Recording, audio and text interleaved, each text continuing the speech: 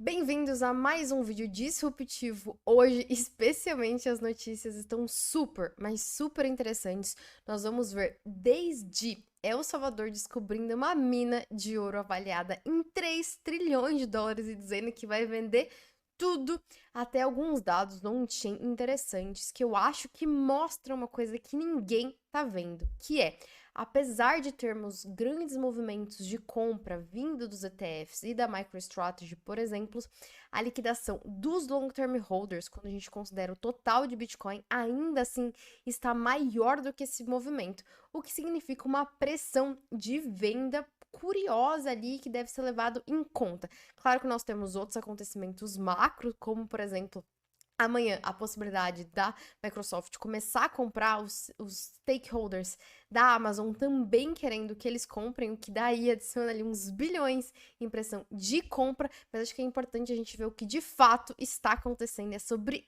essas coisas que vamos falar no vídeo de hoje. Sem grandes enrolações, bora! Para variar, mais um dia em que após a MicroStrategy anunciar a compra, o Bitcoin caiu. Nós já falamos um pouquinho sobre isso, mas eu acredito que é um movimento. Eu pensei um pouco sobre isso nos últimos meses, nas últimas semanas, e na verdade o que provavelmente acontece é que a gente está no movimento em que tem essa pressão de compra acontecendo, né? Então o preço tá subindo. E aí, quando a pressão de compra da MicroStrategy ela acaba, o que provavelmente acontece é que a pressão de venda, que seria maior, mas que não estava natural por conta da pressão de compra, ela ganha peso e aí nós temos a queda, basicamente no momento em que a gente sabe que aconteceu a compra, né? Então, descobrimos, né, que a MicroStrategy comprou mais 2 bilhões de Bitcoin. Essa compra foi realizada entre o dia 2 e 8 de dezembro, né? Então, basicamente, ontem essa pressão de compra, ela se esgotou.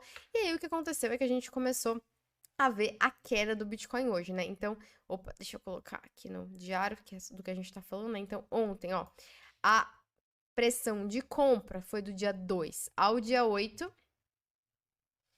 Então, aqui, basicamente, daqui até aqui, né? E aí, durante esse período, digamos, a gente tem uma pressão de compra. Eu não diria que é artificial, mas ela é um pouco diferente, né? Ela tem essa questão de tá agregada numa única ordem, né? Então ela tem um comportamento um pouco diferente das outras pressões.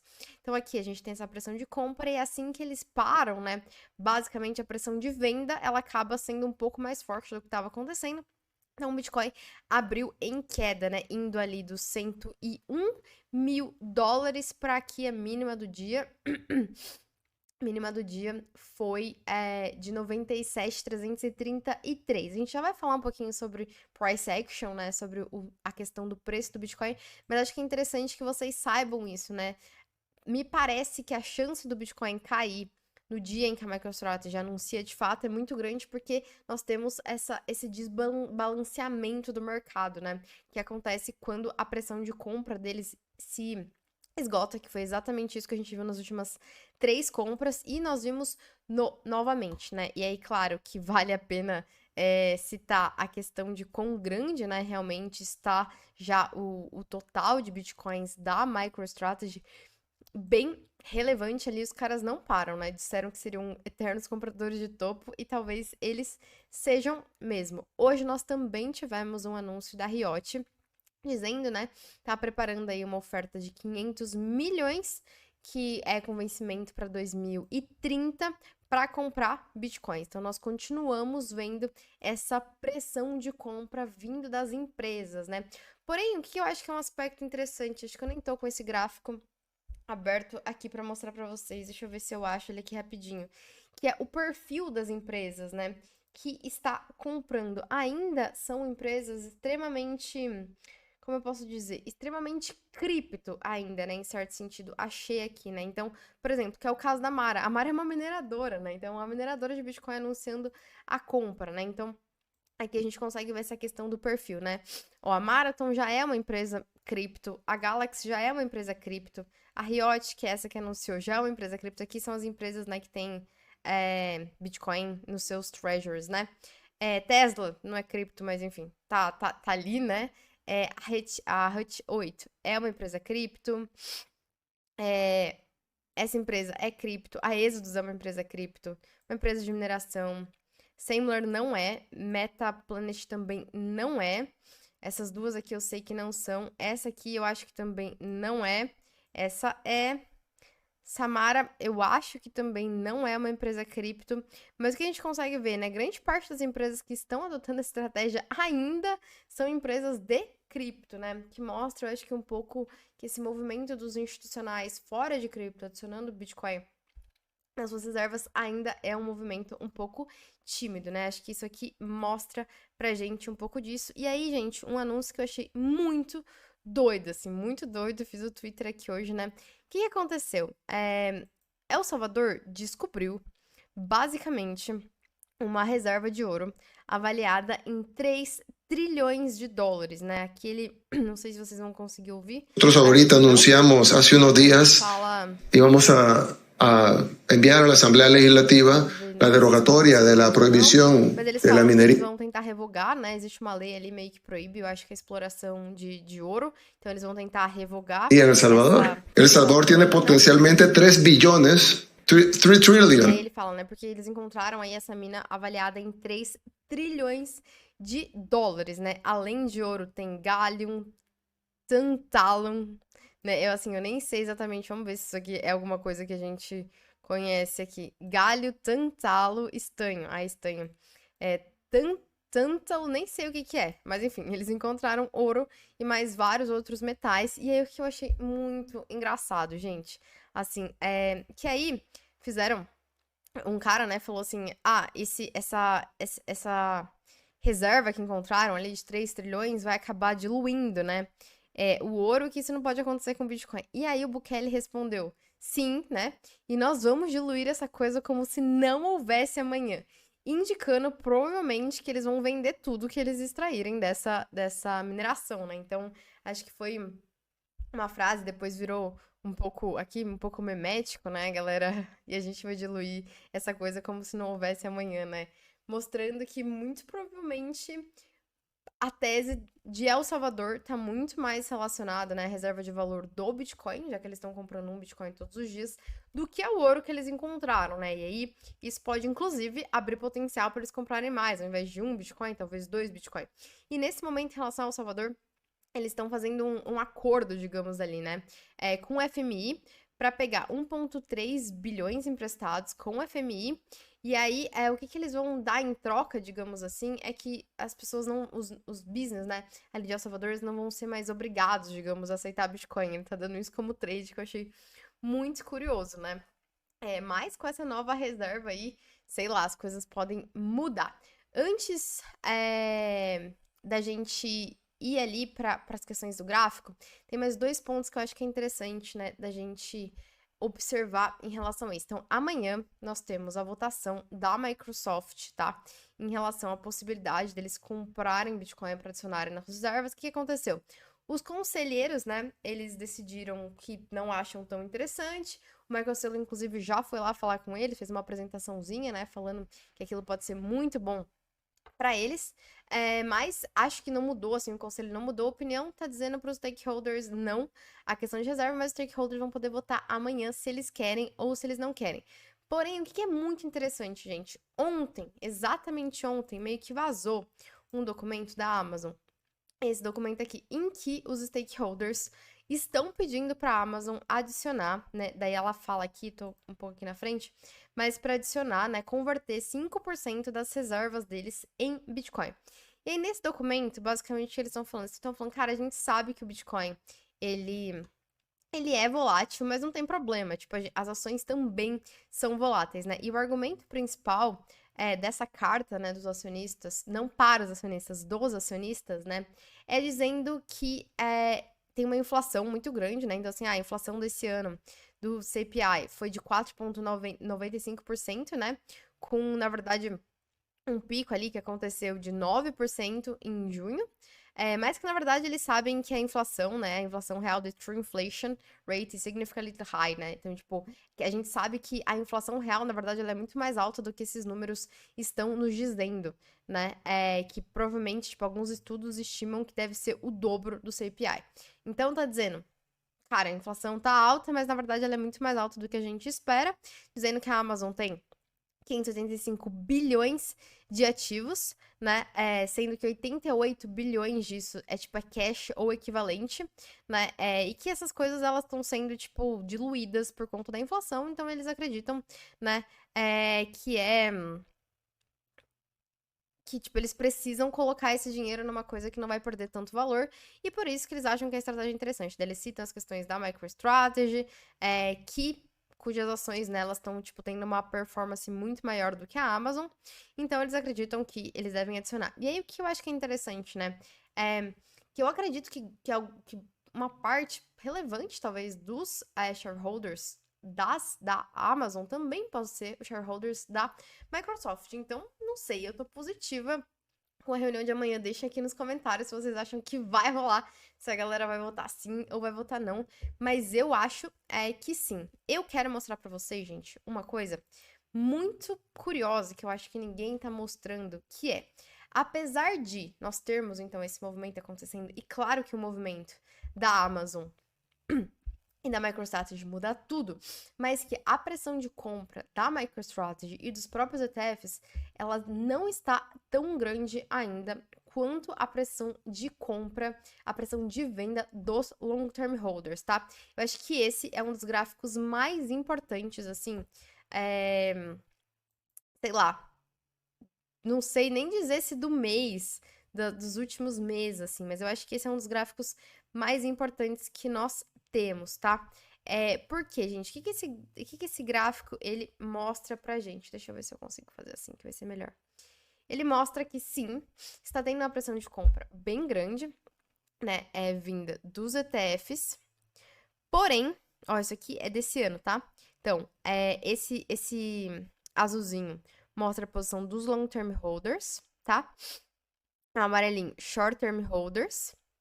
O azul, a compra, né? Ali é a compra da MicroStrategy. E isso aqui é a compra dos ETFs, né? O que a gente consegue ver? Quando o preço tem essa explosão, né, bem grande aqui, basicamente, eu vou colocar aqui porque isso aqui tá... O gráfico tá mexendo muito, tá me incomodando. Então, aqui. O que a gente consegue... É que aqui não tá mostrando inteiro, não. Vamos continuar aqui, então. Então, o que a gente consegue ver com isso daqui? Quando o preço sobe exponencialmente, a gente tem que prestar bastante atenção, por isso que eu quero mostrar, deixar o mais perfeito possível aqui para que vocês entendam esse gráfico.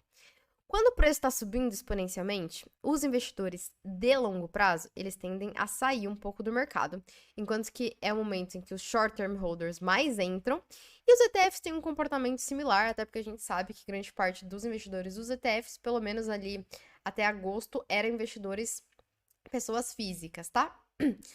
E aí, inversamente, né, quando o preço do Bitcoin tem algumas quedas maiores ali, né, os long-term holders aproveitam para comprar e os short-term holders vendem, inclusive algumas vezes no prejuízo, certo? É isso que a gente sabe.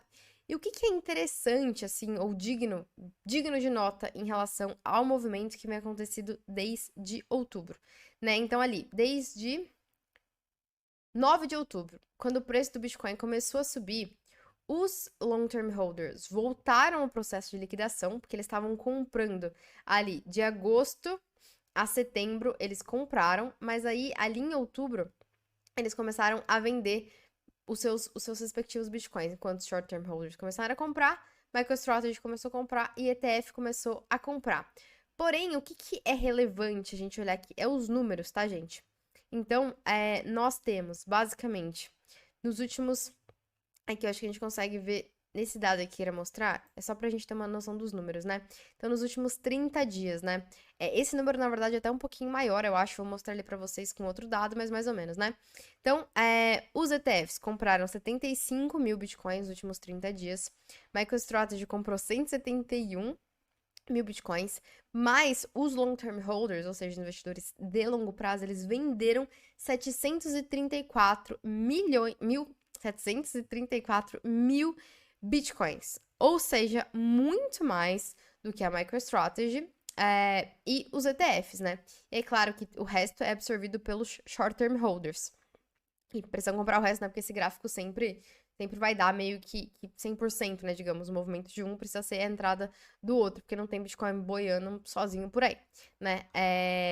Então, esse é um aspecto que mostra pra gente, né, que, assim, de fato, os long-term holders estão vendendo bastante, estão vendendo mais do que está sendo absorvido, especificamente, né, considerando ali a proporção da MicroStrategy e dos ETFs, e é um ponto de atenção, né, inclusive a gente chegou aqui no patamar até um pouco mais elevado do que o patamar que estava ali quando o Bitcoin bateu o time high no início do ano. Aqui eu tava em 818, aqui deu 719, mas, não, 827 aqui, mas eu fiz as contas considerando esse gráfico aqui, vamos ver se vai abrir aqui, eu tinha feito, opa, considerando esse aqui, né, pegando desse topo aqui, ó, até aqui, e dá mais ou menos, na verdade, uns 900, tá? Bitcoins já vendidos. Quando a gente considera os ciclos passados, daqui até aqui, por exemplo, esse aqui dá tipo 2 milhões, tá? Em Bitcoins